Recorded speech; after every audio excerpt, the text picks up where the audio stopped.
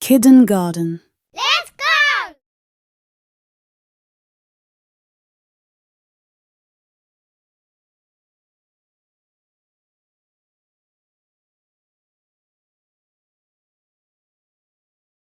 Good evening, and welcome to our channel. Hope you like it and you stay to explore what we make for you. Blast off with a well-known story. Can you guess which book I am going to pull out from the shelves that I found in my library to read it exclusively just for you, little child? No. Try guessing again then. Because Alice in Wonderland is one of the most popular stories ever told. But what if it was a dark and twisted version of the original story?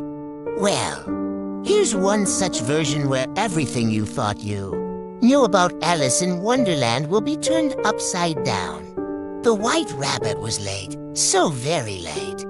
For an important date in Wonderland, he was always in a hurry, scurrying about and muttering to himself about being too late. And yet no one ever seemed to notice him or even care. It didn't bother him much because the White Rabbit preferred it that way. The girl smiled. "My name is Alice," she said. "It's nice to meet you, Mr. White Rabbit," she said. "Are you going somewhere?" "Indeed. Late, so very late. I do apologize, but I simply must be on my way." Alice took the White Rabbit's paw and stopped him from leaving. "Oh, please don't go," she begged. "I'm so bored. Can't you take me with you wherever you're going?" "I promise I'll be very quiet." The White Rabbit hesitated for a moment, then finally agreed. "Well, all right, Miss Alice," he said. "But you must promise not to make a sound." Alice nodded eagerly and followed the White Rabbit as he disappeared through a hole in the bushes. They arrived at a clearing and Alice gasped in amazement. Before her stood a magnificent castle made of gingerbread and candy. The White Rabbit took off his hat and bowed low. "Welcome to the Queen of Hearts Ball, Miss Alice," he said. "You look lovely this evening," Alice blushed and thanked the White Rabbit. She had never been to a party before and was very excited. "Your Majesty," said the White Rabbit, "this is Miss Alice." "A guest," she sneered. "You have brought a human into our world. Why?" Alice took a step back. "I am sorry, Your Majesty," she stammered. "Human," she hissed. "You are hereby sentenced to death by beheading." Alice screamed and ran from the room. She ran as fast as she could. Finally, she came to a small cottage and hid inside. Panting heavily, Alice sat down on a nearby chair. "What am I going to do?" she whispered. Just then, the White Rabbit appeared in the doorway. "Miss Alice," he said, "the Queen of Hearts wants to see you." Alice jumped up and cried. "No, I won't go with you." The White Rabbit took a step closer. "Why are you resisting, Miss Alice?" he asked. Beheading, Alice stared at the White Rabbit in disbelief. "You knew," she whispered. "Of course I knew," replied the White Rabbit. "And I'm afraid it's too late now. The Queen of Hearts is very angry. You should have known, Miss Alice," he continued. "We all knew what would happen when you came to Wonderland. This is a world without mercy. It is a world of chaos and madness. But most of all, it is a world of pain. Welcome to Wonderland, Miss Alice." With that, the White Rabbit disappeared. Alice sank to the floor and cried herself to sleep. When she awoke, she found herself in a dark and dank cell. The walls were dirty and the floor was wet and slimy. Suddenly, the cell door opened and the White Rabbit entered. "Miss Alice," he said, "the Queen of Hearts is ready to see you now." Alice stood up and walked toward the door. As she passed the White Rabbit, she took his paw and begged, "Please help me. I don't want to die." The White Rabbit looked down at Alice and smiled.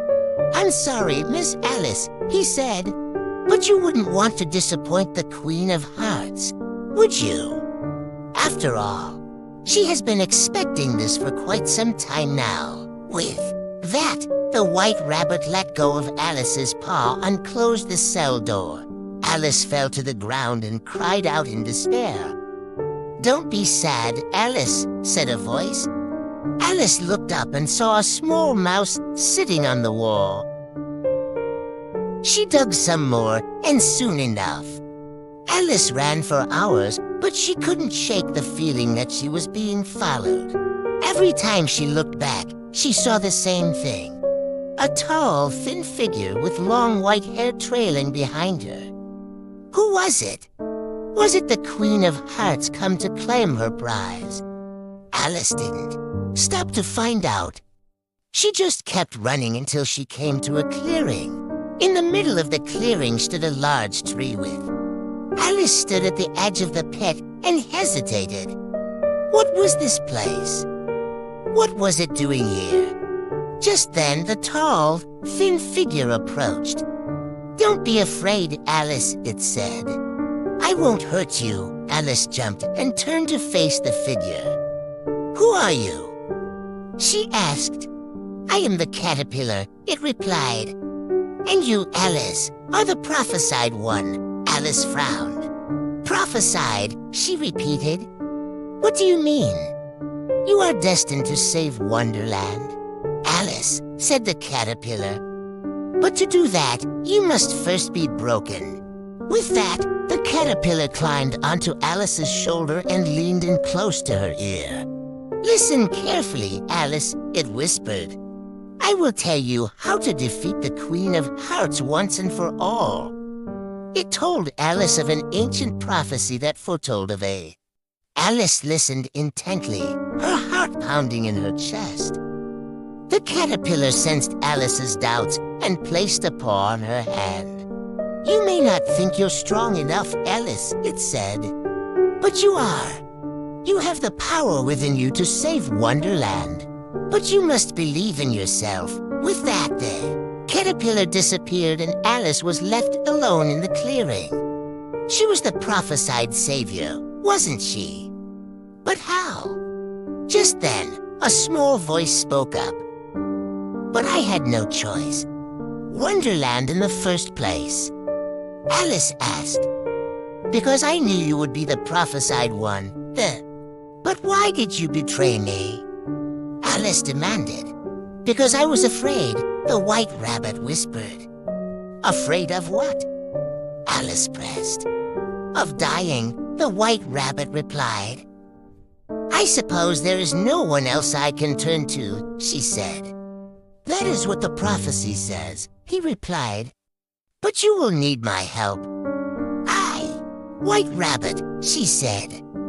"I knew you weren't completely heartless." Together, Alice and the White Rabbit set off for the Queen of Hearts castle. As they walked, the White Rabbit told Alice all about the Queen of Hearts castle. "It's a dangerous place," he warned, "filled with traps and deception. You must be on your guard at all times." Alice nodded, knowing that the White Rabbit was right. When they finally arrived at the castle, Alice took a deep breath and prepared herself for what lay ahead. But little did she know that the real danger was not in the castle, but in herself. I wonder what that even means. What do you think? What could be the rest of her story? It is all up to your imagination and will. Maybe you come across me and my storytelling again. Who knows? If you are good children and behave, we all deserve a nice fairy tale. Also,